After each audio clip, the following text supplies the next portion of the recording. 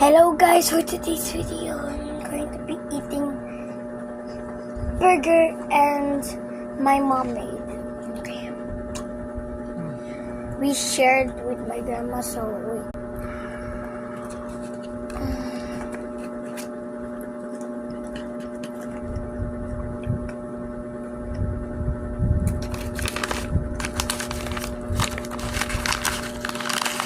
So tender, so juicy.